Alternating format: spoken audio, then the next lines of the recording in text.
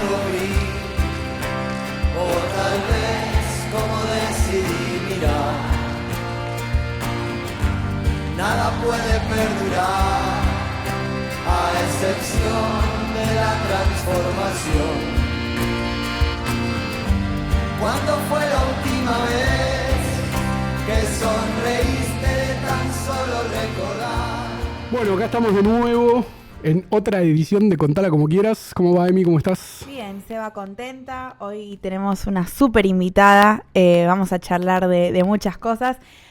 Se sale como un poco de lo que venimos charlando, ¿no? Estamos invitando a periodistas, a escritores por ahí que tienen que ver más con la literatura, con el mundo de cuentos, de la comunicación. Ella también tiene que ver con el mundo de la comunicación, pero de algo muy particular, así que le damos la bienvenida a Magdalena López, que es investigadora del CONICET.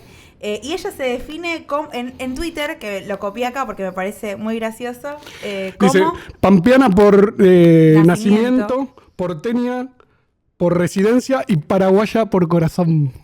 Y por profesión y corazón. Bueno, de las peores maneras que se puede leer, leí lo que vos me anotaste. Les pido disculpas. Es que no termina el Pero bueno, bienvenida, ¿qué tal? Y sí, yo venía pensando lo mismo que decías vos, Emi, en el camino para acá. Venía pensando eso, que hoy va a ser distinta la entrevista porque vamos a hablar con alguien que por ahí no estamos tan acostumbrados acá en este espacio.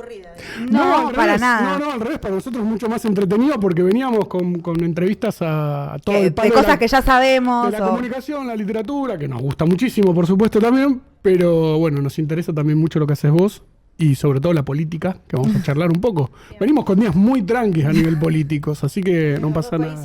Sí. Suerte en el que estamos y en el que yo estudio, así que estamos parejos. Muy tranquilo todo. Y la región, viste que a veces... El mundo está atravesando un momento muy hermoso. Además. Tal cual. Ahora vamos a entrar en todo eso. Pero primero que nada, abrimos con nuestra pregunta inicial.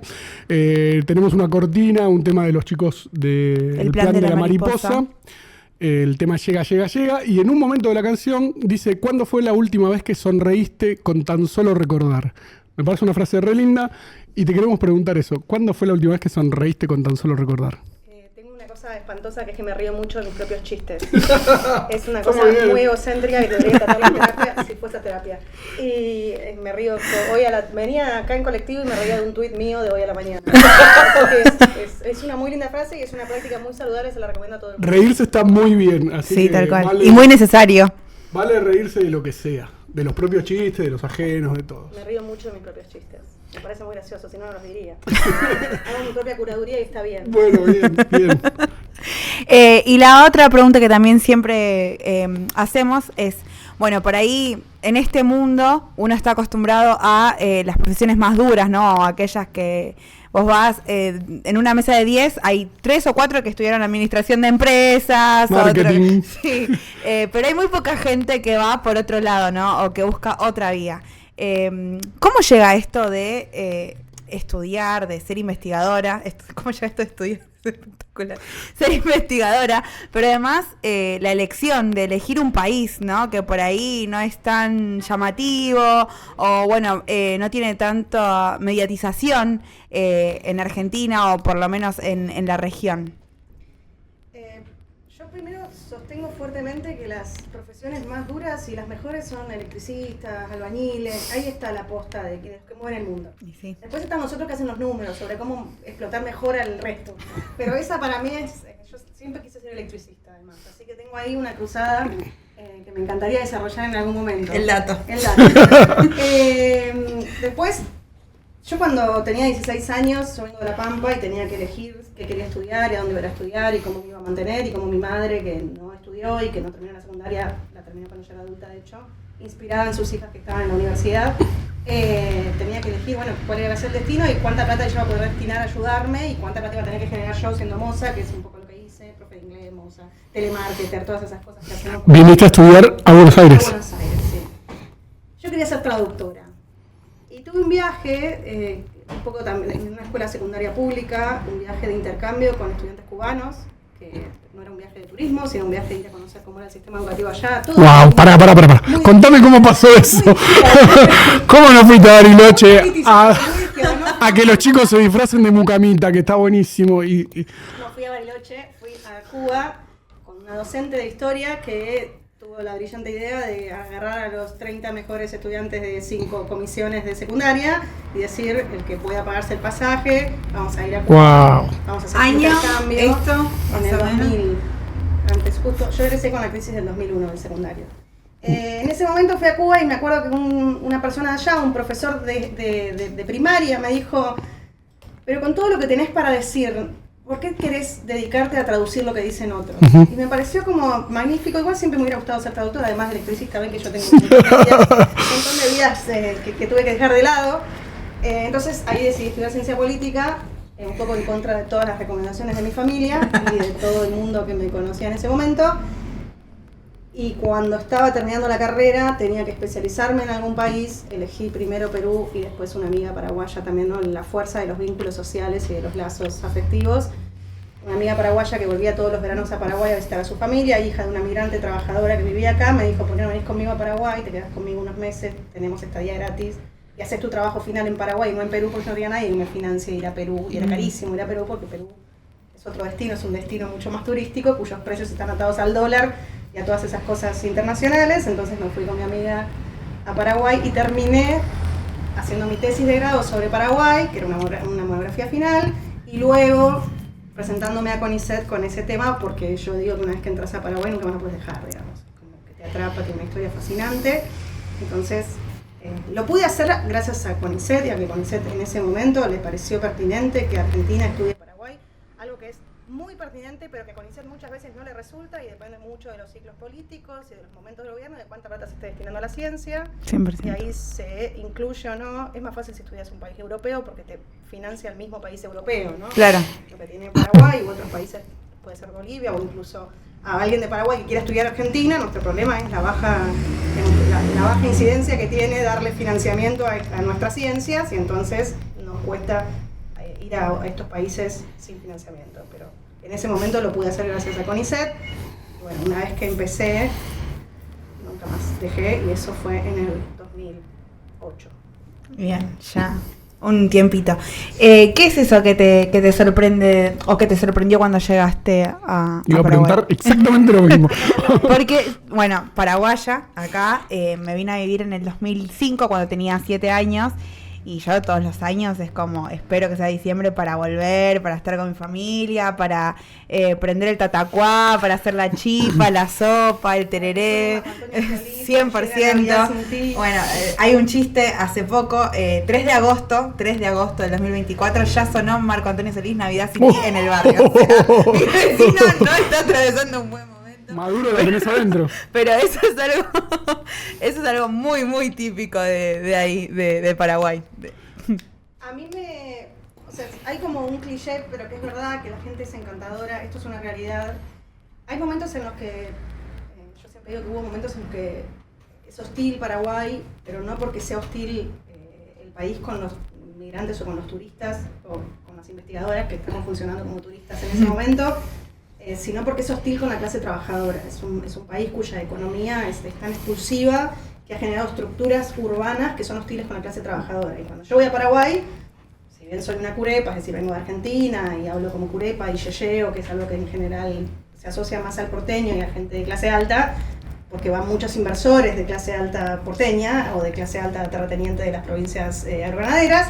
Bueno, no era mi caso. Entonces yo compartía el colectivo o el bus, compartía caminar con los 45 grados de calor, un día donde no hacía mucho calor, compartía la espera, compartía que los colectivos no pasen, compartía esa parte vulnerable, y bueno, eso en cierta forma es duro.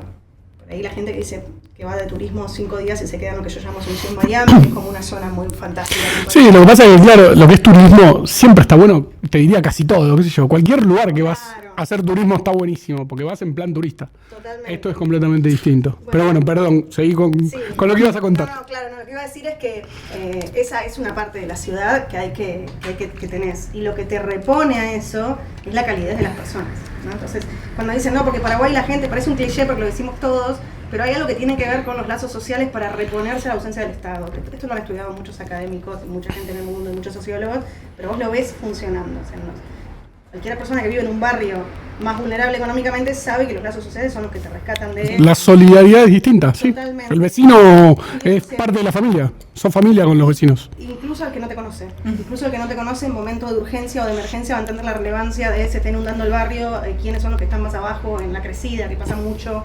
en Asunción, por ejemplo, ¿no? Entonces eso también tiene que la gente es excepcionalmente cálida y que te reciben como si fueras miembro de esa familia, y eso hace que todo eso otro tenga menos impacto o sea más llevadero, ¿no? Todo la infraestructura dañada o la inexistente infraestructura en la mayoría de los casos. Sí, y nosotros acá, si bien por ahí históricamente el Estado argentino cumplió otras funciones, sobre todo con la clase trabajadora, en momentos de crisis, como los que estamos repitiendo ahora, en la actualidad, eso vuelve a aflorar también, se vuelve a ver.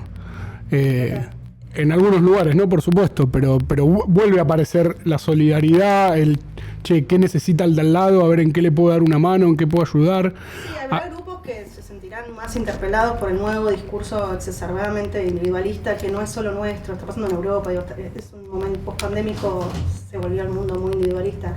Pero sí, para mí se evidencia la necesidad de crear lazos comunitarios. Habrá quienes no los quieran y los rechacen, pero para mí en estos momentos de crisis se ve mucho más fuerte cuando necesitas que la solidaridad orgánica de ciertos grupos sociales.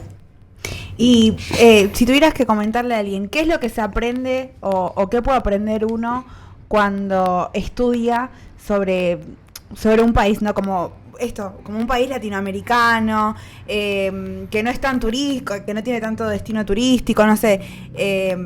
Ahora se me ocurre Paraguay, pero bueno, por ahí, que además son países por ahí muy atacados desde el prejuicio, ¿no? La discriminación. Pienso en Bolivia, en Paraguay, que siempre está el boliviano, el paraguayo. Como, ¿qué aprende uno?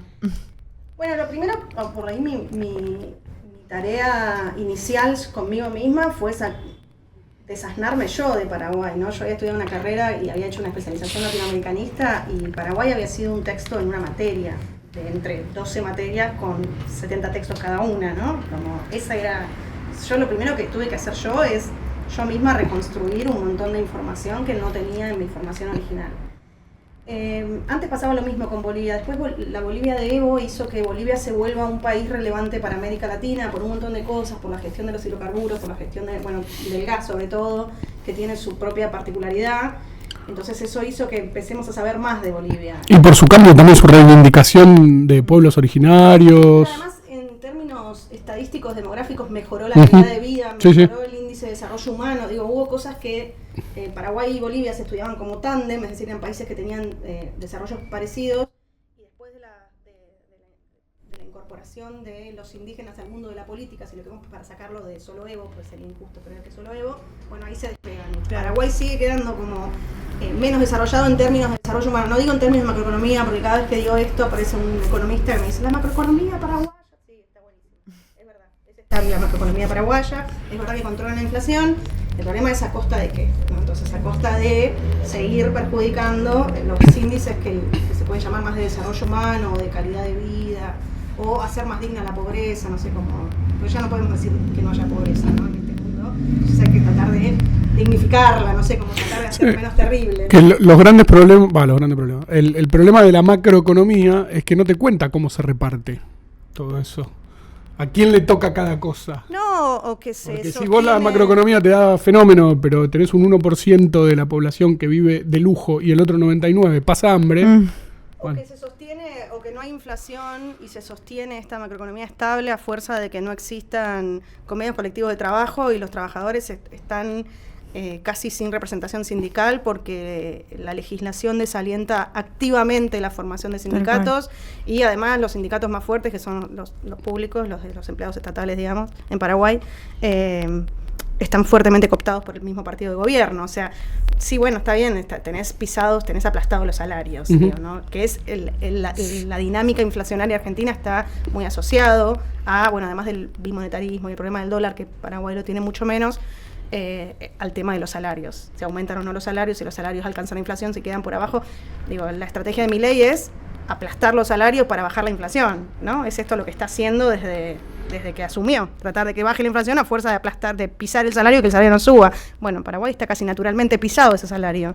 Aumenta el salario mínimo en función de una determinación que toma el Estado Nacional una vez al año, que determina cuánto va a ser el salario mínimo, donde casi no hay injerencia de los sindicatos, y si la hay, son del partido de gobierno, entonces es muy complicado. Que siempre es el mismo, además, ¿no? Claro, que en general es el mismo partido que funciona, ese Partido Colorado funciona como oposición y como gobierno al mismo tiempo, entonces logra licuar las inconformidades de la ciudadanía dentro del mismo partido, porque en vez de votar a la facción que está gobernando, votas a la otra y es el mismo partido, ¿no? Que es esta lógica que tiene, que es exitosísima, que es maravillosa en términos de estudio, pero que es terrible en términos de gobernabilidad, pues el mismo partido. Claro, fue como funcionó el PRI muchos años en México. Claro, la diferencia es que el PRI tuvo un momento en el cual hizo una reforma agraria, sí. Digo, ¿no? Tuvo como un momento un poco más... Nivel, partido. Sí, es un poco... En Venezuela tuvo un acuerdo parecido que le decían el pacto café con leche, creo que eran dos partidos diferentes, pero que se ponían de acuerdo uno con otro. Bueno, en vez de ser dos partidos diferentes, es el mismo.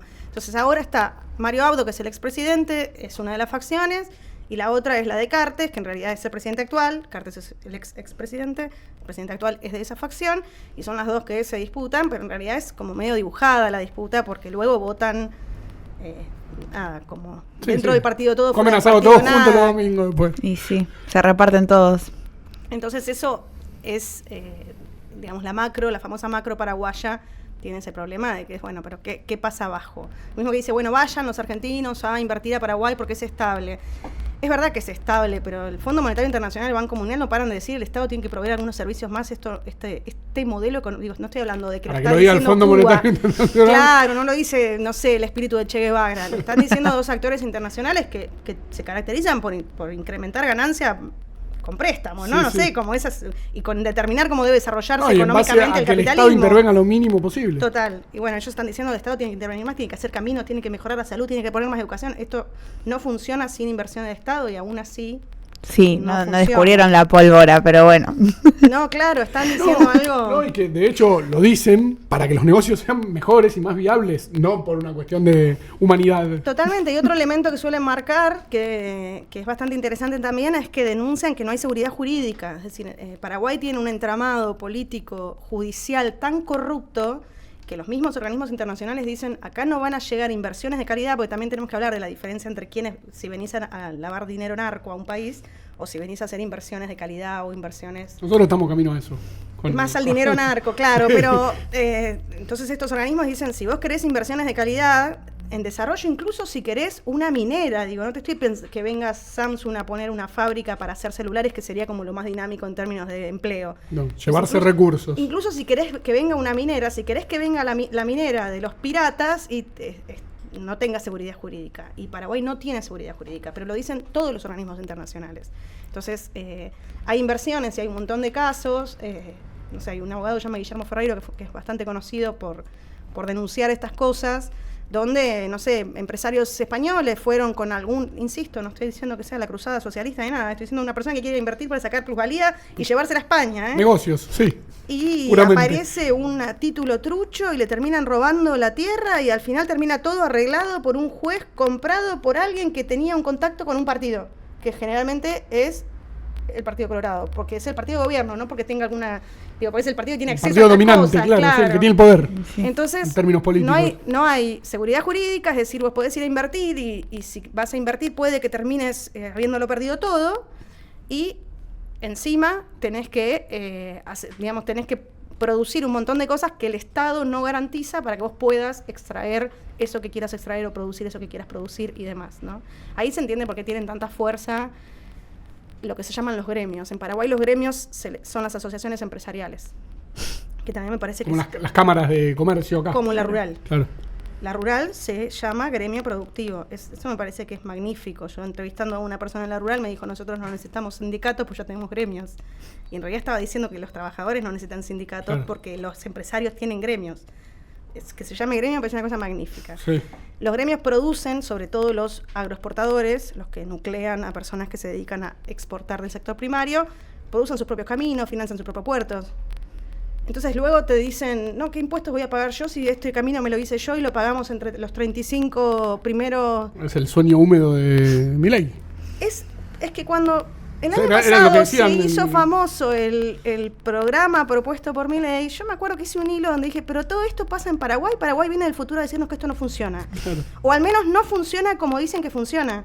Funciona muy bien para algunas personas y en algunos términos, pero es mentira que genera empleo de calidad, es mentira que genera mejores garantías de empleabilidad. Pero eso se demostró, no es de golpe una zurda presupuestívora del CONICET.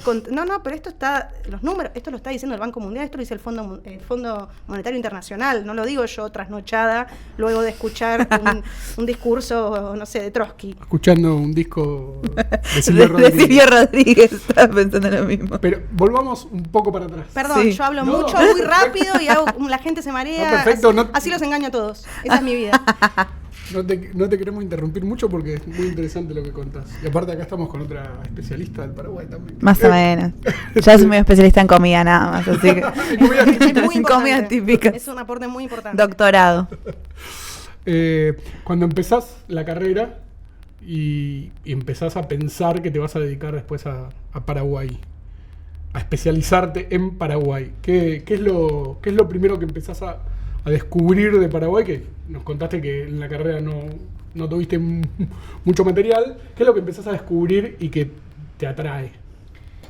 Bueno, a mí me empieza a fascinar la figura del Partido Colorado, parece horrible lo que estoy diciendo, pero es impresionante. En América Latina, la fuerza que sigue teniendo después del siglo XX, que fue el siglo de la caída de las grandes identidades partidarias, ¿no? En América Latina me refiero, no en Argentina, y en América Latina, y capaz, digo, incluso si analizase mejor otro caso, capaz encuentro que en otras partes pasó también. Y en Paraguay, el Partido Colorado sigue teniendo una fuerza, pero que es impresionante. Es casi un elemento cultural. Se es o no se es del Partido Colorado en función de tu familia, Tal cual. ¿no? Y jurarle al partido opositor, que sería el liberal o alguno de los otros más pequeños, puede ser una traición. Lo mismo si sos del liberal y le jurás al Colorado. Digo. Yo tengo familiares que no usan ninguna prenda de color rojo y tengo familiares también del otro lado que no usan ninguna prenda de color azul, porque Claro. es como traición. Siendo el rojo del Partido Colorado y el Y azul del el liberal. azul del liberal. Sí. Sí, y así te crían y así quedás. Es Independiente Racing. Bueno, es que es una cosa muy cultural y que se Yo atrae. soy Avellaneda y mis amigos, yo soy de River, pero mis amigos que son de Racing o de Independiente muy fanáticos, no usan ropa, los de Racing no usan ropa color roja Claro. y los de Independiente no usan nada que sea celeste y blanco, salvo la camiseta argentina. Que tuvieron que aceptarlo, pero Sí, no quedó bueno, otra. no les quedó otra. Bueno, esto es muy, digamos, atraviesa mucho y el que, por ejemplo, hay personas, y las hubo durante la dictadura. Otro de los elementos que me sorprendió mucho es que hayan tenido una dictadura de 35 años. Cuando yo Es empiezo la más larga de Latinoamérica, ¿no? O la de Chile más depende larga. si consideras a Fidel Castro como un dictador o no. No. Bueno, ese es el debate académico, digamos. No te lo respondo yo, te lo respondo Claro. como la literatura Claro. lo reconoce. Si se considera la práctica electoral de Castro como ilegítima Ujú. e ilegal, sería la más larga de América Latina. Si no, es Stroessner. Es la de Stroessner. No, Stroessner es muchísimo más antes que Pinochet. Porque Antes sí, Stroessner- pero digo, más o menos son... lo que pasa es que terminó un año después la de Pinochet, pero porque terminó en el 90 y la de Stroessner en el 89, pero la de Stroessner empezó muchísimo antes, empezó Muchísimo en 1954 y Pinochet vino como 20 años después. Así que ahí está la distancia. Es la dictadura. Lo que pasa es que la dictadura de Paraguay, que también me pareció fascinante, sigo con la respuesta a tu pregunta, es anterior a la de los 70. Sí. Que es la dictadura que todos pensamos más o menos de nuestra edad cuando pensamos en Juan esa Cóndor, dictadura. claro, claro. Es Claro, el anterior. operativo Cóndor. De hecho, el operativo Cóndor se firma en Asunción porque es la dictadura que era la más vieja y tenía mucha garantía de impunidad. Era obvio que si se iba a firmar en algún lado, se iba a firmar ahí, los documentos iban a estar ahí y de hecho aparecieron bastante tiempo después y no todos. Y los encuentra Martín Almada, que falleció hace poco y fue una de las personas que estuvo militando en contra de la dictadura stronista.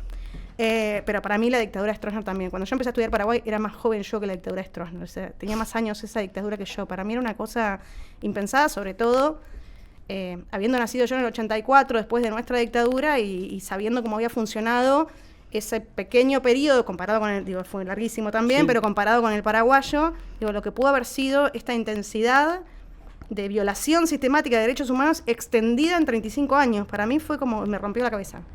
Y me tuve que poner a investigar. Obviamente mi primer tema de investigación fue la transición a la democracia, ¿no? Porque lo que me interesaba es, bueno, cómo se sale después de 35, Después de 35 años. que son algo así como casi 5 generaciones de personas en la escuela. es realmente mucho tiempo, 35 años, para que vos logres transformar después, o entre comillas, incorporar a esas personas a la práctica democrática. Porque hay gente que hace 20 años que vive bajo dictadura, es decir, que no tiene la práctica democrática a flor de piel, esto de que está bien opinar, que no está mal que alguien se queje, ¿no? Que son cosas que hasta el día de hoy son muy fuertes en Paraguay, ¿no? Derechos. Todavía está asociado al curepa, ¿no? El curepa es el quejoso, el pleitero, Sí, 100%. el que hace lío. De hecho, yo tengo familiares que es como, ¿cómo vas a ser ¿Cómo vas a ser socialista? ¿Cómo vas a ser comunista? Es como muy extremista todo, ¿viste? Por decir que está mal para los jubilados. Como es así. Sí, ahora hay como fue muy fuerte también durante el periodo de Stroessner, que fue muy largo, pero además se produjeron manuales escolares donde la gente leía que estaba bien prohibir a los comunistas, o incluso que estaba bien prohibir al que pensaba distinto, ya no, porque Stroessner tenía la práctica de llamar comunista incluso a los liberales, a los del partido contrario. Era como una práctica para estigmatizar a un colectivo que era su oposición.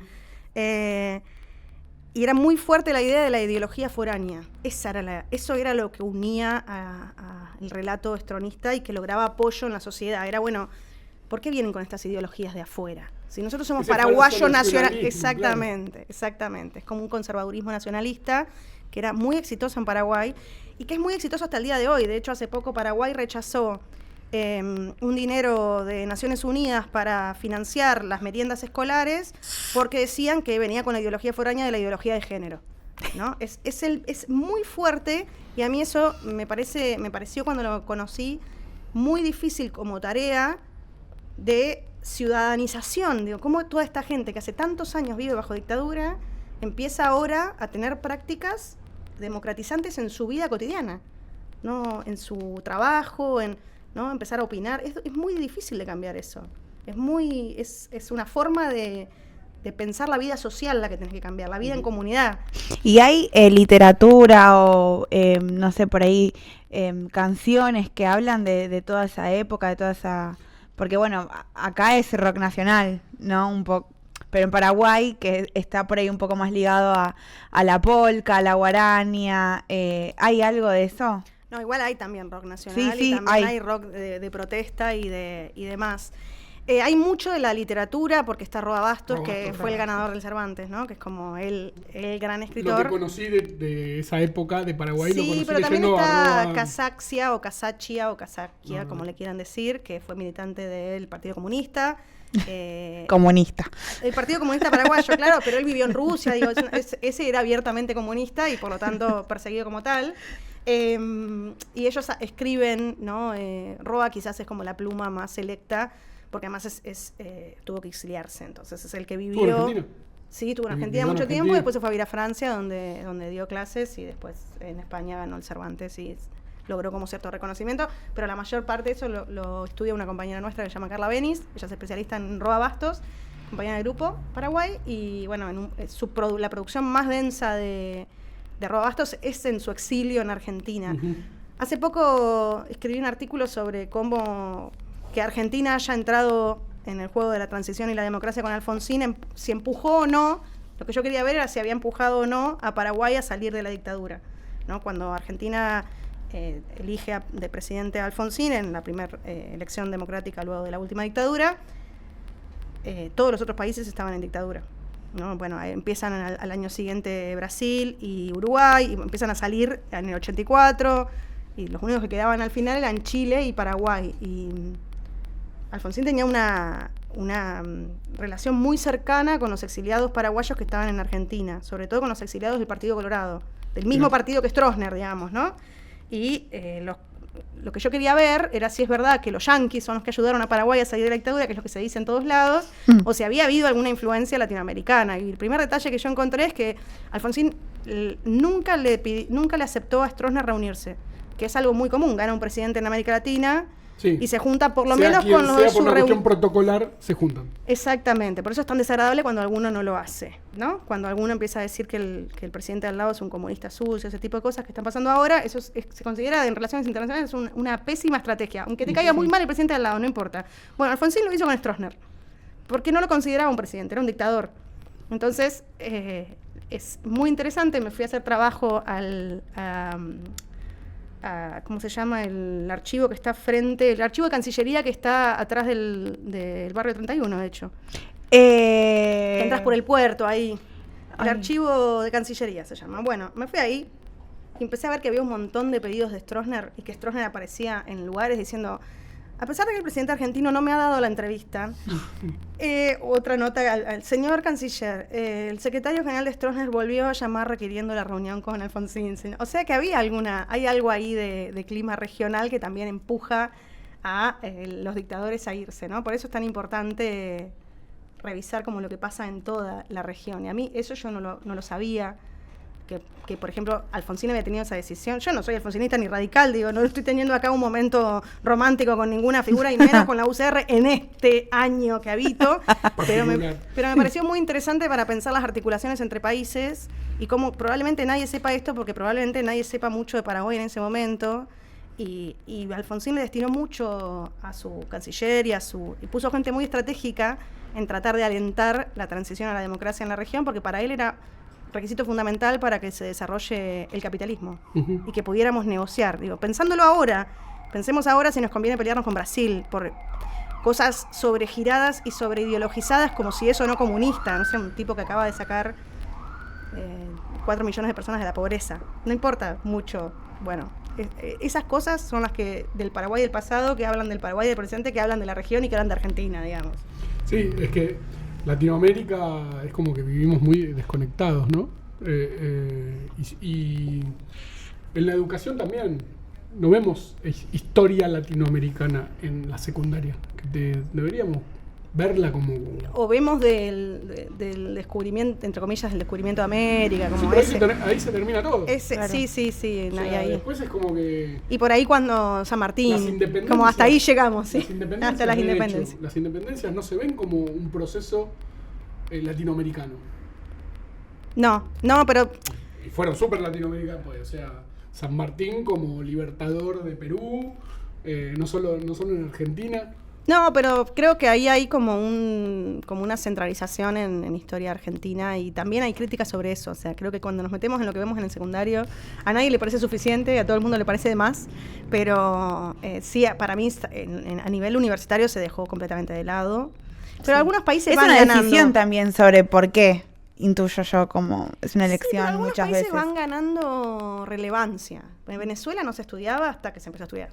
Digamos, obviamente con el triunfo de Chávez y con todo ese proceso. Bueno, Abelardo Ramos, en Historia de la Nación Latinoamericana, él lo dice bien claro, la balcanización de América fue para poder conquistarnos económicamente, seguir siendo colonia como somos, hoy casi. Sí, algunos mejor parado que otro, diría yo. Sí, pero algunos mejor condiciones que otros para negociar como... Nos siguen dominando esos foráneos. Y las ideologías foráneas. No, las ideologías, los capitales foráneos.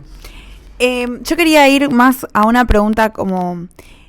En los últimos años por ahí hay más un mixto de la propia cultura paraguaya, como eso va de a poco ingresando a Argentina, ¿no? Como ahora por ahí el chipaguazú ya lo hacen en muchas casas, o no sé, o la pelea de chipa o chipá, ¿no? Como, pero en un momento por ahí... eso costó mucho más y estaba mal visto o había una mirada mala sobre los paraguayos que hablaban guaraní en el colectivo. Eso fue cambiando un poco. ¿Cómo ves esa transición? Y también, ¿qué dicen en Paraguay al respecto? Tus amigos, vos, cuando vas como Argentina, ¿qué te dicen al respecto de eso? Yo creo que... la pelea entre el chipaguazú y la choclotorta. El soufflé de choclo. Yo creo que hay una latinoamericanización de la gastronomía argentina, pero me parece que tiene más que ver con una cuestión de venta y de marketing, que tiene como un proceso más y que tiene más que ver con la incorporación de los venezolanos. Mirá toda la vuelta que para mí hace que terminemos aceptando la comida paraguaya como una comida con valor gastronómico y cultural. Me parece que viene por esa vuelta de la llegada de la arepa, como comunicarse con la harina... que no sea la polenta, como ese tipo. Me parece que tiene que ver con esa vuelta y que los venezolanos son una migración más aceptada por los sectores conservadores argentinos. eso es evidente en muchos términos, y además también se insertan en nichos laborales que son menos subordinados que los nichos laborales en los que se inserta la comunidad paraguaya, que siguen siendo, hasta el día de hoy, varones en la construcción y mujeres en el servicio doméstico. Los venezolanos y las venezolanas se insertan en comercio, son mozos, tienen como una situación más de llegada, entonces han logrado que para mí esa es la vuelta que se ha hecho, y por eso se empieza a reivindicar.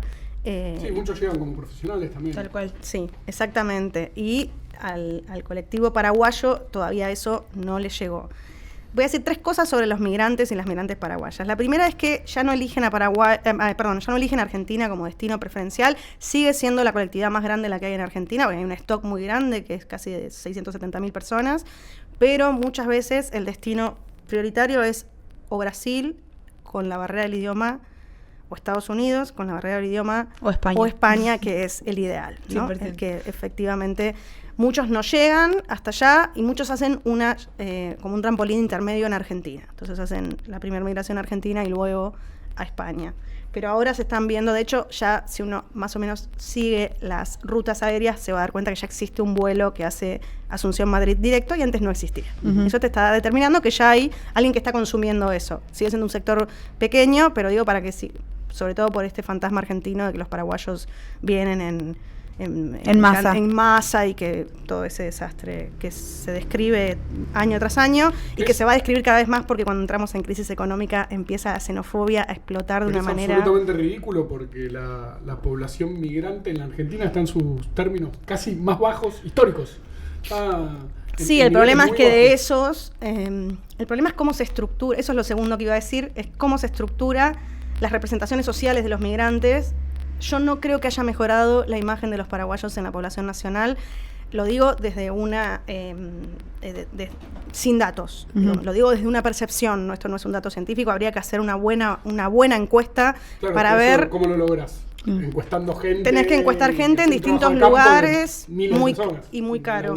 Exacto. Claro. No, pero además es muy caro y no lo va a financiar nadie. Yo no creo que haya mejorado sustancialmente. Sigue muy asociado a trabajos precarios, sigue muy asociado a asentamientos urbanos, es decir, a villas o a asentamientos precarios, y sigue muy asociado discursivamente, digo, estoy diciendo, no es que esté de acuerdo, sino que es lo que se dice, a actividades delictivas. Sí. Tráfico, robo, pungueo, ese tipo de cosas. Me parece que otra forma de analizarlo, no solo haciendo una encuesta, sino haciendo relevamiento de medios. Eso también sirve, cómo se cubre los medios y cómo cuentan el área, el área de delitos, ponele. Se dicen que las personas son migrantes o no, se dicen de dónde son, ese tipo de coberturas también sirve para medir un poco. La nacionalidad en la criminología está siempre presente. Por eso. Yo no creo que haya mejorado en esos términos, pero de nuevo es una percepción, y siento que con este nuevo gobierno, o sea, voy a decir mi tercer elemento sobre la migración tiene 2 elementos. El primero es que Milei no es particularmente antimigratorio.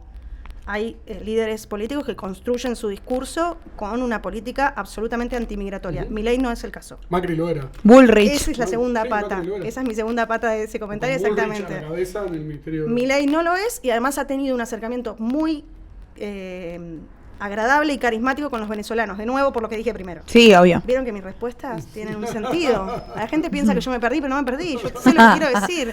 Y la segunda de esta tercera pata sería... el discurso y el frente antimigrantes de este gobierno es el PRO o el ex-PRO o lo que sea que lo queramos llamar, porque ya no entiendo muy bien las identidades políticas en este país.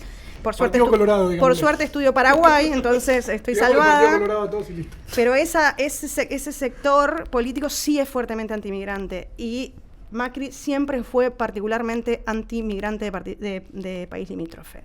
Sí, siempre tuvo, cuando era jefe de esta ciudad, ¿se acuerdan que él decía, cruzan la frontera es porosa y ¡pum!, se ponen a robar en las villas? Pero era así, yo tengo un paper donde analicé todos sus discursos, donde decía esa expresión, ¡pum!, se ponen a robar en las villas. Para mí era impresionante que usase esa onomatopeya para expresar ese prejuicio. Sí, de la ciudad de Buenos Aires, los 8 años de su gestión, se impulsó mucho la xenofobia, la pusieron de moda prácticamente, era algo que estaba en el discurso permanente. También y eso me parece que va a pasar ahora y tiene que ver más con el modelo económico, cuando colapsa el sistema económico, La xenofobia es lo primero que se echa a mano. No solo los gobiernos, gobiernos, sino también ciertos sectores sociales, incluso de sectores sociales muy desventajados en términos económicos, que sienten esa competencia directa, desleal, de un ser, entre comillas, no nacional, que compite con el ser nacional por ese trabajo precario, mal pago, absolutamente esclavizante, en condiciones espantosas. Bueno, eso también siento que va a suceder. Sí, y además está todo apoyado en falsedades, porque si vos vas a los datos, yo trabajé 10 años en migraciones. Conozco bastante de datos de migrantes. Es absolutamente ridículo que hablen de los hospitales, de las universidades, de la influencia que tiene la población migrante, porque es mínima, inclusive del delito. Las personas que están privadas de su libertad y son migrantes no supera el 6, el 7% de la población carcelaria. Es ridículo hablar del delito de los extranjeros o de cualquiera de los otros puntos. Pero bueno, son esas frases que se dicen, se instalan y son cómodas para la mente y para que la gente se saque de encima los problemas, ¿no? Y te arman un grafiquito que es fácil de dibujar y ya está. También en el imaginario, eso a mí me parece muy interesante, en el imaginario del ser nacional, ¿no? Esta figura que nadie entiende muy bien quién es el ser nacional, pero la uso justamente porque es ridícula. Los hijos de migrantes son migrantes también. Entonces, capaz la persona trabajando en ese trabajo que vos crees que te está haciendo una competencia desleal, digo, voy a eso y no al crimen porque realmente no tiene incidencia prácticamente. Es hijo de una persona de Paraguay que nació acá y que es tan ser nacional, entre comillas, como cualquier otro nacido acá, pero en la representación social de ese ser nacional, esa persona es paraguaya o es boliviana, porque no importa si nació acá, como una especie de cosa que se traslada, ¿no? Entonces también ahí hay como los medios empiezan a hablar de unos números de migrantes que no tienen sentido. Eso pasó mucho con la colectividad paraguaya, que se hablaba de 2 millones, 6 millones, 3 millones de paraguayos. Y se revelan números como nada. Sí, me acuerdo mucho en esto, Macri presidente, cuando hubo una época de muchos allanamientos, ¿se acuerdan? En un montón de villas. Y era banda de los paraguayos, banda de esto, banda de... Y sí, era... Claro, y la distinción había no es... muchos paraguayos integrando muchas bandas. Que si vas a la historia, es algo que pasó en su momento con la migración italiana y española. Ese mismo desprecio hacia el italiano o español que llegaba acá a Argentina. Sí, que se los trataba de analfabetos. Que son los abuelos de los que hoy discriminan a los que llegan de países limítrofes. Sí. Y respecto a cómo ven... Me quedó una pregunta de las que vos hiciste. ¿Cómo nos ven o cómo ven a la Argentina en Paraguay? Pasan cosas bastante interesantes y es que hay una migración de empresarios que no van a vivir a Paraguay, solo migran sus capitales de inversión con menor o mayor presencia. A veces el capital llega como flotando en una sociedad anónima que nadie sabe quién es y a veces tiene un nombre como Vicentín Paraguay, que era la conexión paraguaya de Vicentín Argentina, ¿no? Sí. Entonces hay como una nueva élite con mucho privilegio y mucho acceso. El prejuicio me hace pensar que no nos hacen quedar muy bien. No nos hacen quedar muy bien, pero al mismo tiempo pensemos en qué clase de migrante le agrada a Paraguay que llegue. Ese es el migrante que le agrada que llegue, porque además Paraguay no tiene una ley de migraciones muy buena en el sentido de bondadosa. Uh-huh. Tiene una ley de migraciones bastante restrictiva, digamos. Entonces, cuando vos lees su ley de migraciones, te das cuenta que hay un perfil de inmigrante que está buscando, que es el que viene a invertir. Entonces, en ese sentido, se está dando como que está llegando la gente que ellos desean, básicamente. Claro, la muestra abraza a todo el que quiere. Sí, de hecho, empezó medio una ola también, yo lo vi un poco en redes, porque ahí se empezó a instalar una comunidad colombiana, una comunidad venezolana también, sobre todo en Asunción. Y empezaron un poco estos venezolanos que vienen, estos colombianos, como que vienen a ocupar algunos laburos, esto, ¿no? Que vos decías, mozo en tal lugar, cajero en este supermercado, como en cadenas de supermercados. Entonces, como que eso también lo veo mucho. Ya se empieza a ver la competencia, sí. ¿Decís? No la vi yo, pero puede ser. Lo que sí vi es que estos venezolanos y estos colombianos que llegan, muchos venezolanos llegan luego de un intento frustrado de vivir acá, ¿no? Sí. Y entonces el miedo al comunismo, el miedo al socialismo, ¿no? La inflación asociada a eso y demás, hace que tengan un discurso que es muy compatible con el discurso político paraguayo. Político paraguayo del Partido Colorado y del no Partido Colorado. El miedo al socialismo es absolutamente colectivo. Sí, es un monstruo. Es totalmente, o sea, yo le digo el miedo rojo, ¿no? Como esa cosa que te viene y te invade, se vienen los rojos, que no sabes quiénes son, que no son los colorados justamente. Eso lo vi. Podría ser un capítulo de La Rosa de Guadalupe. El miedo al comunismo. Total. Bueno, el miedo al comunismo. El miedo al comunismo en Paraguay. No, entonces este discurso, estos venezolanos encastran muy bien ahí. Digo, no estoy juzgando ese discurso. Entiendo que se constituyó como algo horrible en la experiencia que tuvieron para salir de su país. Todo eso lo comprendo perfectamente. Yo no hago antropología de las migraciones. Hay estudios sobre eso que se pueden revisar. Pero ese es el discurso que tienen. Entonces llegan ahí y tienen cierta aceptación por eso. Y después los migrantes nuestros que llegan son de dos tipos. O estos ricos o los hijos de paraguayos, que son inscriptos en Argentina como argentinos, pero que siempre fueron paraguayos también, ¿no? Pero siempre fueron como paraguayos y argentinos al mismo tiempo. Y entonces ahí hay como un choque, porque muchos son personas que no piensan como estos otros ricos argentinos que están ahí tratando de hacer sus inversiones y demás. Y después hay otra pata de de argentinos en Paraguay, que tiene que ver más con gente con profesiones liberales, gente como estadísticos, matemáticos, ingenieros, que van a trabajar a cargos muy bien pagos. De grandes empresas. De grandes empresas, algunos de capitales argentinos que van con todo su equipo, otros no, otros de capitales internacionales y otros de capitales paraguayos, que esos, digamos, van a cubrir una especie de ausencia de, si se quiere, profesionales formados en Paraguay, que si vos hablas que son los que yo entrevisto a millonarios o políticos de alto, es mi objeto de estudio, son millonarios. Qué bueno, ¿qué te dedicas? ¿Entrevisto a millonarios? Sí, mis ricos, le digo yo. ¿Te dan buen café, por lo menos? No. ¿Comiste bien en No, porque yo los entrevisto, es muy difícil para los que hacemos sociología de las élites en países tan atravesados por el narcotráfico, dividir capitales espurios de capitales transparentes, es decir, personas que son ricas por alguna actividad ilegal, de personas que son ricas por actividades legales. Sí, pero en los países tan atravesados por el narcotráfico es más difícil, entonces mi forma de distinguir eso es ir a entrevistar a personas que participen en una asociación empresarial, que en Paraguay se le dice gremios, como dije anteriormente. Entonces, en general, yo sé que esos, al menos una parte significativa de su capital, se responde a ese gremio al que están asociados. Entonces ahí yo salvo eso metodológicamente, eso, porque como yo no hago periodismo sino investigación, tengo que tener algunos recaudos metodológicos que por ahí los periodistas no tienen que tener y pueden entrevistar de manera más libre y por eso hacen cosas más divertidas.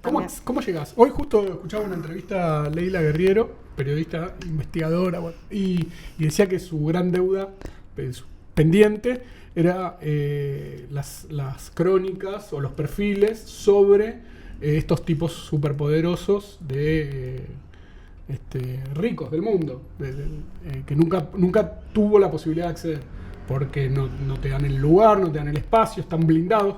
Para hacer un perfil tienen que entrevistar a su familia, el chofer que le maneja el auto, bueno, y no les dan acceso a todo eso. ¿Cómo llegas? Bien, es lo más difícil. Yo durante muchos años entrevisté políticos, pero políticos de altas esferas, senadores, expresidentes, presidentes en funciones, diputados, ministros de la corte, ese tipo de perfil. Pero ahí creo que hasta su propio ego es como que te la hace un poquito más fácil. No, porque yo soy argentina, no voto allá, entonces hay algo de que no es un sector que les interese. Además hay una cosa medio anti-académico, si querés, en general, acá también. Probablemente estuviera más... Está más dispuesta a darle una entrevista a un periodista. Soy curepa. De tal espacio. Lo que sucede es, en Paraguay, que no funciona igual que en Argentina, las élites son muy diferentes, ahí hay una diferencia muy grande, son muy diferentes cómo funcionan las élites en los dos países, a pesar de que muchas veces son los mismos miembros. Es muy interesante ver cómo un miembro de la élite de acá funciona distinto en Paraguay, porque se tiene que insertar en una red de ricos y famosos, vamos a decirlo así, que es distinta. Entonces, en Argentina me va a responder de una forma y en Paraguay me va a responder de otra. De hecho, hay uno que es muy famoso porque fue presidente de Vicentín Paraguay, que es un argentino que vive en Paraguay, pero que tiene trabajo acá y allá, que cuando te lo entrevistas en Paraguay te contesta casi con acento asunceno. Es impresionante. Y es igual de argentino. De la personalidad. Es igual de argentino que yo. No, eso es fascinante, porque ves las... camaleón total. Ves las estrategias, las estrategias de inserción. Espectacular. Es fantástico. Y así hay un montón de prácticas. A mí me costó muchísimo al principio, lo conté hace poco en un podcast que me llamaron y dije, al principio conseguir una entrevista que duraba 40 minutos me podía llegar a llevar 4 o 5 meses de trabajar muchas horas por día siguiendo a esa persona, contactando a la secretaria del secretario del secretario de la secretaria de la secretaria, porque además hay como una cantidad de capas. Eso se ve mucho en el Congreso paraguayo. Vas a la oficina y hay una secretaria que en realidad es la secretaria 4 líneas separadas de la persona, en el medio de otros 3. No lo conoce, nunca lo vio. Nunca lo vio al senador o al diputado o a la senadora o a la ministra, no importa. Y es muy complicado. Con las élites económicas, por lo que acabo de explicar, que yo elijo personas que tienen cargos políticos, porque son los presidentes de los gremios, o personas que participan en los gremios productivos, es decir, las asociaciones empresariales, tienen una práctica política. Es más difícil cuando el rico no tiene una práctica política, cuando su dinero se maneja completamente fuera del mundo de la política. Un privado total. Nunca es completamente fuera, eso es algo de lo primero que estudiamos, es que nos damos cuenta que ninguno está completamente fuera del mundo de la política, porque justamente su acumulación de capital está basado en algunos beneficios o algunos no beneficios, algunos perjuicios que recibió por alguna decisión política en algún momento, pero cuando ya tienen un perfil, acá también en Argentina es más fácil de entrevistar al presidente de la rural que a un tipo que tiene 5 millones de hectáreas y jamás en su vida estuvo en la rural. Te da como una cosa más, es un sujeto que sabe de la importancia público, está más exacto. expuesto. Entonces, como yo elijo a ese colectivo, me resulta más fácil. Ahora, mis compañeros que trabajan narcotraficantes de altas esferas, bueno, eso es más complicado, porque ahí tenés a alguien que es de la élite. Me interesa. Pero es de la élite criminal, digamos. Entonces es más complicado, ahí tienen que hacer otras estrategias, no sé, algunos entrevistan a las trabajadoras sexuales que proveen servicios a los narcotraficantes, por ejemplo, como ahí tenés que hacer otras cosas. Sí. Pero eso ya no es, ahí ya no estás recreando la voz del narcotraficante de alta esfera, estás recreando la voz de una de las personas que le provee un servicio a eso. Que ese es el problema de los que hacemos sociología de las élites, necesitamos la voz de la élite y que me diga que va a salir directo con su nombre y apellido, porque no es lo mismo que me lo diga el empleado, que me lo diga... Ni un off, ni nada. Bueno, yo si alguien me dice, me podés entrevistar, pero no podés grabar la entrevista, yo se la hago la entrevista, pero no uso nunca esos datos, ni siquiera cuento que la hice, porque pierde valor para mí.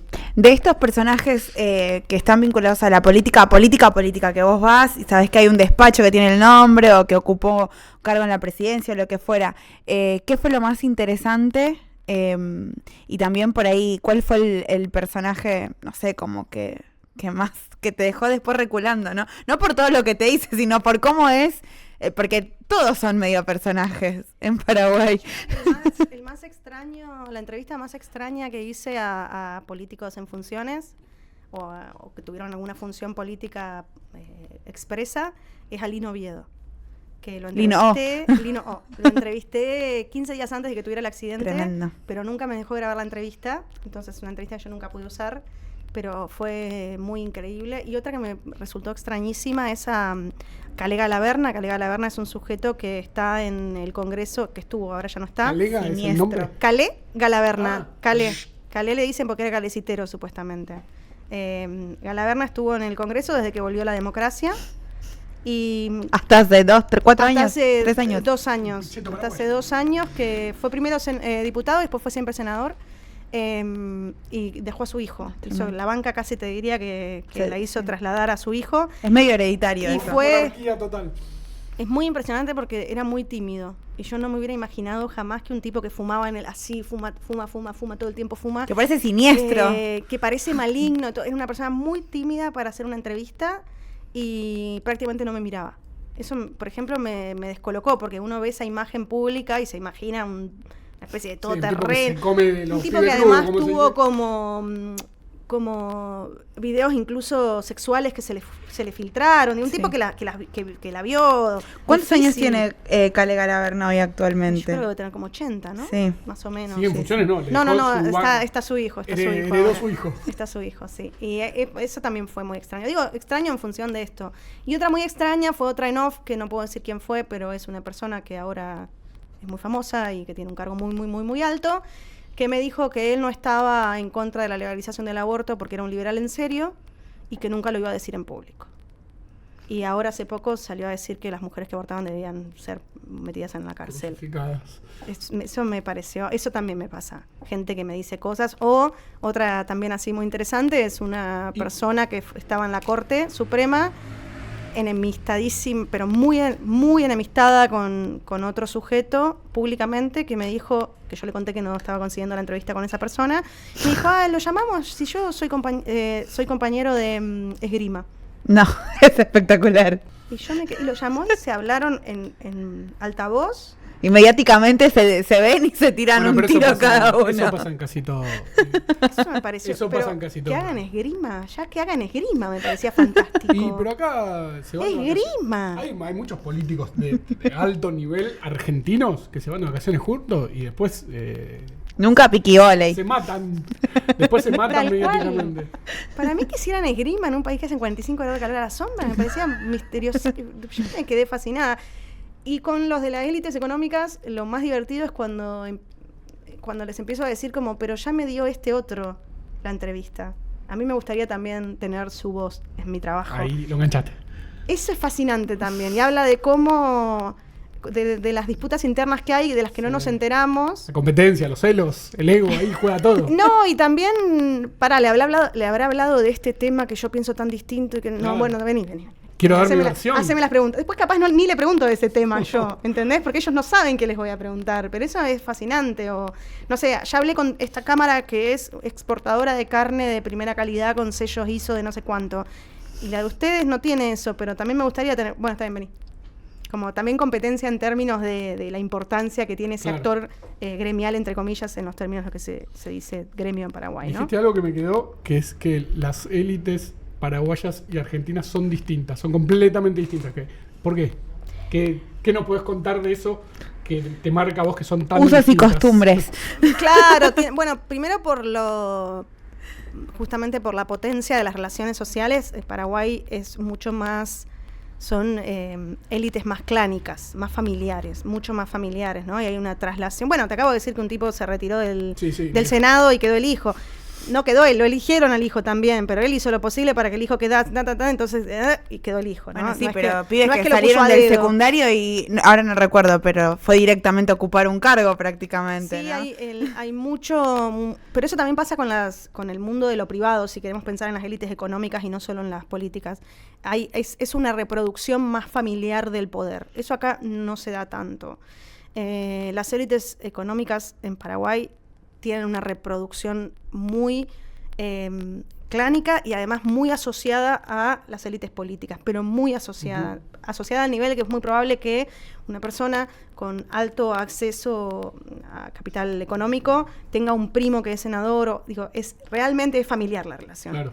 Entonces la figura del testaferro no es tan importante. Claro, se junta Son medio ellos mismos. congreso a comer, a cenar en Navidad. Se representan ellos mismos y después la figura fuertísima del partido que en Argentina y en el resto de América Latina después del siglo XX, que es lo que dije hace un ratito, ya no tiene tanta figura, no es tan importante el partido, ¿no? Como en términos de distribución de capitales.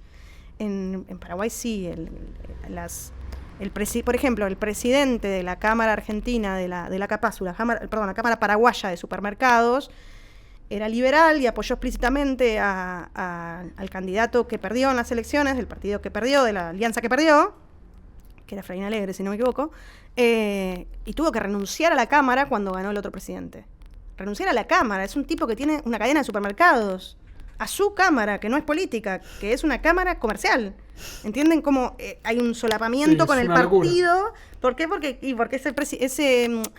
ese presidente de esa Cámara se fundió, cayó cuando gana el otro partido y dejaba en muy desigual condiciones a esa Cámara para negociar con el gobierno, sobre todo la Cámara de Supermercados. No estamos hablando de los agroexportadores que tienen más poder. Tiene que haber un amigo mío ahí. Exactamente. Entonces, miren la importancia que hay. Era casi impensado que esa persona siguiera. Ahora, si hubiera ganado ese, probablemente esa persona siguiese, ¿no? Sí. Entonces ahí el partido también, no es solo la familia, sino el partido.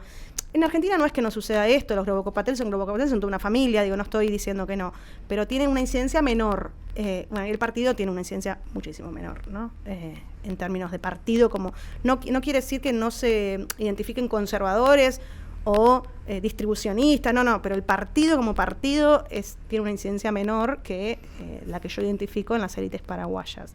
Y después hay este rol de yo le digo que las élites económicas paraguayas consideran al Estado como un hermano menor. al que hay que todo el tiempo controlarlo para que no derrape. Bueno, esa cosa de el Estado no me da nada, este camino lo hice yo, este puerto lo armé acá y le pedí permiso yo a Brasil, así te dicen los grandes gremios. Entonces eso hace que también que tenga una relación con el Estado muy distinta que las élites argentinas con el Estado, ¿no?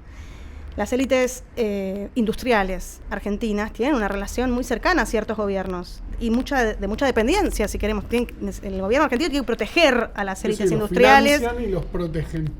En Paraguay eso no existe, porque no existe protección a la industria, porque no existió industrialización por sustitución de importaciones, porque todos estos programas que acá conocemos que hicieron desarrollar alguna industria relativamente estable, igual de dependiente del Estado, bueno, en Paraguay no existieron. Entonces, las relaciones de las élites industriales con el Estado paraguayo es muy diferente, es casi, déjame importar, déjame decir que soy industria mientras estoy importando. De hecho, el chiste de la rural, que cada vez que entrevisto a alguien de la rural me lo dicen, no es la Unión Industrial del Paraguay, es la Unión de Importadores del Paraguay, le dicen ellos, ¿no? Bueno, es casi déjame importar sin molestarme. Claro. Sí, por eso tenés tantos locales de todo por 20.000 guaraní, todo por 10.000, todo por entras ahí Sí, y además podés pedir cualquier cosa y llega, y tenés importadores directos que te traen cosas de absolutamente todas partes del mundo. Sí.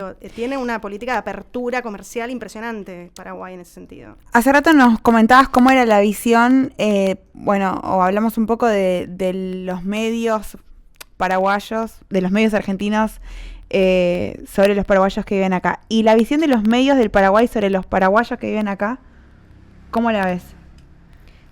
Yo creo que hay momentos en los que el sujeto migrante paraguayo en Argentina toma relevancia, y hay momentos donde es un sujeto que prácticamente se pierde. Desaparece. Sí, completamente. Creo que estamos en ese momento, en el momento en el que el sujeto se pierde.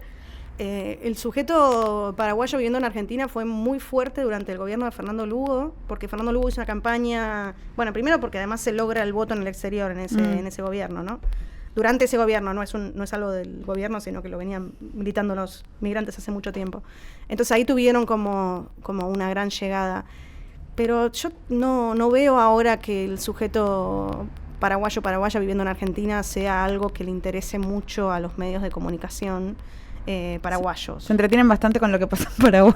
Sí, además están como con varios problemas de escándalos de corrupción, como que están ahí ocupados, y después hay también como un pico de inseguridad en Asunción y en otras ciudades, lo cual los medios en general están siempre rondando esas temáticas que les interesan más, pero no. Yo sé que cuando fueron las elecciones acá, hubo muchos medios de Paraguay que estaban consultando respecto a cómo iba a ser Milei con los migrantes paraguayos en Argentina. Eso me entrevistaron a mí muchas veces y llamaron a muchas personas, hicieron varias coberturas de ese tipo. Santiago Peña vino a Argentina varias veces a distintos lugares, como hacen todos los candidatos a presidentes en Paraguay, hacen eso la mayoría. Y ahí sí hubo como a ver qué está pasando con esta gente. Pero no es algo que ahora por lo menos yo identifique como un tema en agenda. Uh-huh. Vamos un poco a la política local. Aprovechamos tu sabiduría. ¿Cómo ves este momento de Argentina? Es un poco una pregunta amplia, además. Tristísima. Y amplia. Pero vamos un poco más allá. ¿Cómo ves la salida de este momento que está atravesando el país? Bueno, si lo veo desde lo que sé de Paraguay... ¿Ves alguna salida? Si lo veo desde lo que sé de Paraguay, no veo mucha salida, ¿no? Es un proceso bastante difícil. Igual Argentina ha pasado por experiencias económicas similares a esta.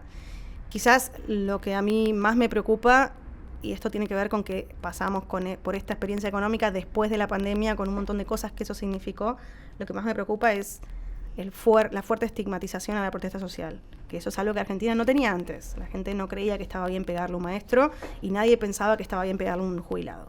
Y nadie pensaba que había que había infiltrados comunistas en la marcha de jubilados, como se dijo ayer. Volviendo un poco a Macri, que ya lo mencionamos antes, esperemos que nos explote todo.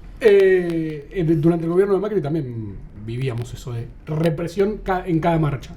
Sí, pero yo me acuerdo la marcha esa de las jubilaciones, donde nos golpearon a todos en un diciembre que hacía mucho calor. Mucho calor. 17 y 18 de diciembre creo que fue. En todas las marchas. marchas. Sí, pero Ya. yo, sí, Bala de pero, goma y totalmente, palo pero yo para esa todo. me acuerdo mucho porque la gente dijo, no, pero no se le puede pegar a los viejos. Como que hubo un límite ahí, como que no estuvo bien eso.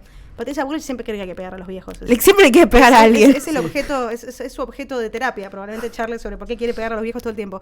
Pero para mí lo que cambió ahora es este hartazgo a la protesta social, ¿no? Este rechazo muy colectivo de gente de muchas partes de este país que cree que realmente acá vivimos todo el tiempo con la ciudad cortada, no sé, gente que dice no pueden seguir cortando las calles y nunca vivieron en Buenos Aires. Hay como una creación ahí de un monstruo que es una especie de ser humano que todo el tiempo protesta y corta calles, ¿no? Que todo el tiempo la 9 de julio Como- está cortada y como que un piquetero callado como un piquetero imaginario constante, y es muy fuerte el repudio a ese grupo. Entonces, claro, ¿qué puedes hacer? Y bueno, salir a protestar. Y te vas a ganar un montón de detractores, que eso es algo que antes no existía. Y otra cosa muy potente es el relato de los medios hegemónicos.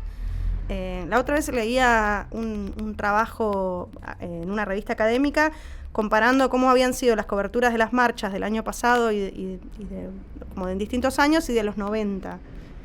Y claro, en los 90 ningún medio hegemónico decía que estaba bien pegarle a la gente que caminase por la calle. Eso cambió, pero porque lo que cambió es lo que la gente quiere leer. Quieren leer que está bien pegarle a la persona que camina por la calle y que hay que ir por la vereda. Y eso me parece que es lo más grave, porque lo único que se me ocurría a mí para revertir las medidas económicas que están perjudicando directamente a la población trabajadora es la protesta, no hay otro camino, no hay mayorías de otro tipo de personas que puedan revertir esto, sobre todo con un Congreso que está siendo muy errático, no se puede confiar mucho en lo que está haciendo algunos partidos. Digo, de nuevo, no esta disolución de las identidades políticas, el Congreso es errático, de pronto se cree que va a salir algo que no sale, se cree que se va a poder votar algo, no llegan al quórum mínimo, están sucediendo cosas erráticas, que es otro frente. Vos podés decir, bueno, confío, como la gente que decía voto a Milei y confío en que en el Congreso no le dejen pasar nada. Bueno, pasan las cosas en el Congreso, porque el Congreso está funcionando de una manera bastante pasapapeles, como dicen en Paraguay. Es el pasapapeles en este momento, ¿no? Pásalo, apruebo, pásalo, apruebo, pásalo, apruebo. Entonces, lo único que se me ocurre ahí es una organización social que revierta esto, y no la veo posible en este contexto de aceptación, sobre todo mediática y colectiva, de esa protesta. Creo también que tenemos un mal recuerdo, o por lo menos yo lo recuerdo con mucho pesar, y es que las personas nos llevó hasta el 2001 aguantar la década del 90. No fue algo que a los 2 años, cuando nos dimos cuenta, esto muy bonito, vencimos la hiperinflación, pero esto no está bien. Bueno, nos llevó muchos años darnos cuenta que eso no estaba bien, y se rompieron muchas cosas hasta el 2001. Entonces no soy muy optimista respecto a que esto se pueda revertir en el corto plazo. Yo creo que no hablamos de menos de 8 años. Lo vengo diciendo desde el año pasado. Es tremenda. Y mis hermanos me dicen basta, Cachá basta, el bufoso basta. y anda a dormir, como dice el tango. No, tremendo. Bueno, me tiraste. Yo pensé que me ibas a decir Qué lindo para ver esta entrevista. No, a mí me gusta. que teníamos el helicóptero con nafta. No, a mí me gusta Listo para pensar salir. que esta es una carrera de resistencia y no de velocidad. Entonces, si lo pensamos así, nos tenemos que organizar así, ¿no? Si creemos que esto se está por resolver en cualquier momento, nadie hace nada, porque total ya se resuelve. Lo vienen diciendo hace 6 meses que se cae. No se va a caer. Yo creo que no se va a caer, y me guío por la experiencia de política que conozco y que estudié, que es el caso paraguayo, las modificaciones hechas en los 90, el neoliberalismo.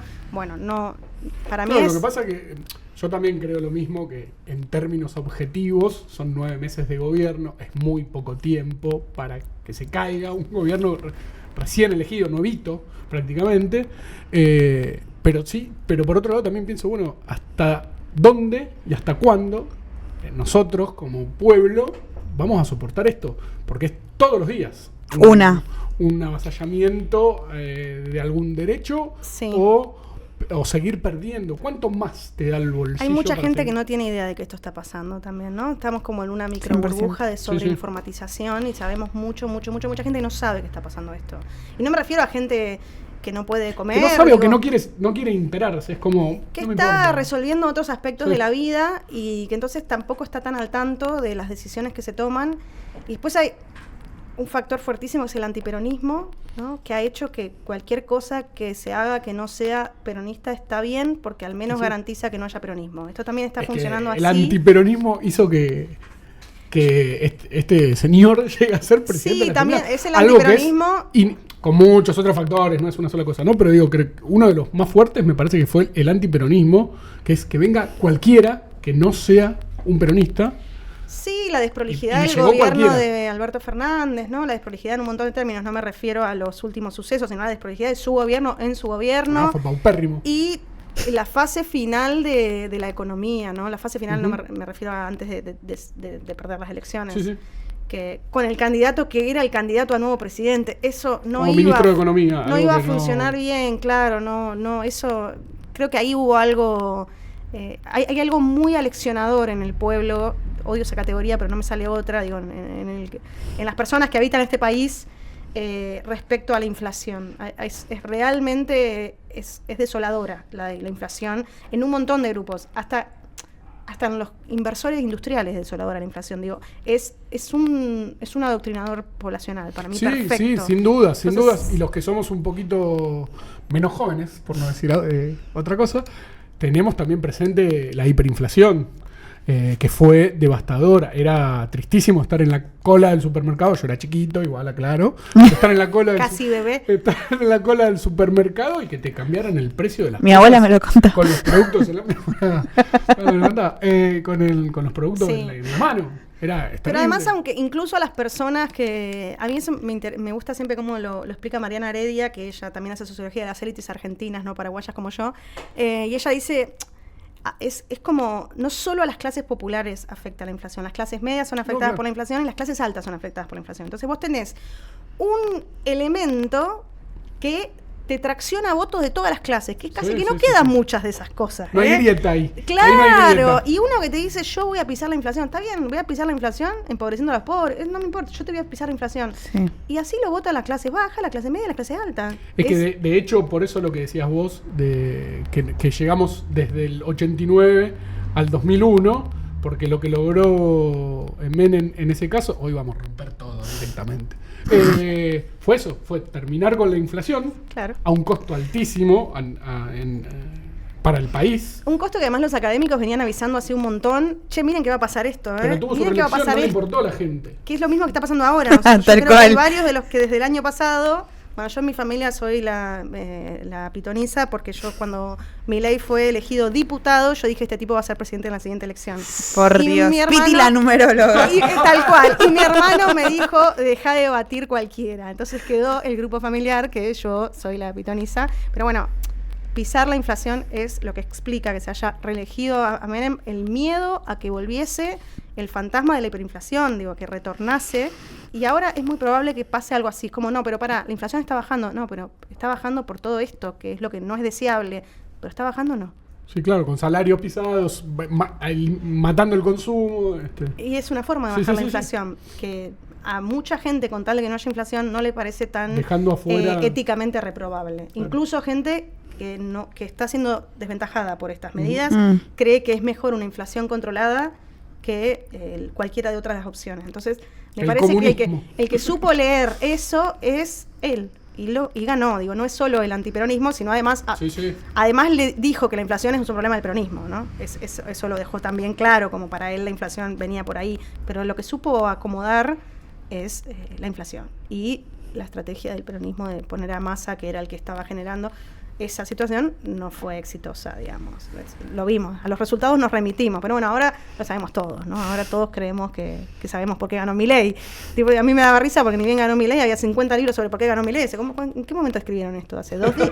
Hace 2 días ganó Milei. Bueno, tratemos de irnos con algo. Te iba a decir, decime algo lindo. Pero dice cosas lindas. Yo no voy a juzgar nunca eso porque yo fui muchas veces ese señor, rogando La amor. pitoniza del mal. Rogando. No, pero volviendo a Paraguay un Sí. poquito. Para terminar con algo arriba. Contanos cosas lindas de Paraguay que hayas descubierto o que te hayan llegado con tu trabajo, con tus investigaciones. Ok. Paraguay tiene un potencial turístico impresionante. Nadie va a Paraguay, es bellísimo. Es bellísimo, hay que irse con un auto que sobreviva a un lugar con pocas rutas o con rutas muy, muy rotas. es un país hermoso, tiene cosas turísticas hermosas. Digo, más allá, además de la belleza y bondad de su gente, que es lo primero que nombré, tiene un paisaje muy lindo, muy diverso y muy selvático. Es algo que yo, que vengo de La Pampa, donde solo se produce ganado y soja, nunca había visto y me parece fascinante. Por ahí vamos a Misiones o vamos a Brasil y nunca vamos a Paraguay, es un lugar al que hay que ir, es bellísimo. Eso lo conocí yendo a Paraguay, antes no lo sabía. Tiene un movimiento de mujeres maravilloso, que tampoco se sabe, ¿no? Porque se sabe que Paraguay es una sociedad muy, muy patriarcal, con muchos casos de violencia contra las mujeres, muchos feminicidios, violación de menores. Eso lo conocemos todo porque es, bueno, la fuerza del movimiento de mujeres, porque además hay que hacer movimiento de mujeres en Paraguay. Sí, 100%. Es como cuando acá se debatía la legalización del aborto y yo decía, hay que hacer movimiento de mujeres en Salta o en La Pampa, mi provincia natal, donde te miran como la loca, la bruja, la que hay que quemar. El catolicismo, ¿no? Muy fuerte. No, o el machismo, las prácticas más de reproducción patriarcal del poder. Bueno, ese movimiento medievo puro. Es fascinante y son muy diversas. Algunas son de grupos indígenas, otras son de grupos campesinos y otras son de grupos urbanos, y están dando una batalla bellísima y súper admirable, y acá no se conoce. Paraguay es uno de los pocos países que tiene como que su transición rural-urbana fue una de las últimas. Entonces tiene una fuerza increíble el movimiento de campesinos todavía, porque todavía están peleando por el derecho a la explotación de la tierra. Eso es algo que ahora solo se da en Paraguay. En Argentina eso se resolvió a favor de los grandes terratenientes más o menos en la década del 60, en Argentina y en el resto de la región. Entonces el movimiento campesino paraguayo sigue siendo la espina dorsal de la protesta popular, y es hermoso. Hacen una marcha en marzo que es maravillosa, que vienen todos y caminan y piden condonación de deudas y un montón de cosas, y hay momentos en la historia donde confluyeron con otras protestas urbanas y fueron momentos como el Marzo Paraguayo, fueron momentos muy importantes para el país. Bueno, este año tuvo que ver también el tema de las universidades, el arancelamiento de las universidades, que fue como una mezcla de, exactamente, de todo. Sí, tienen un movimiento estudiantil secundario fascinante. Yo estudio universitarios igual, en general.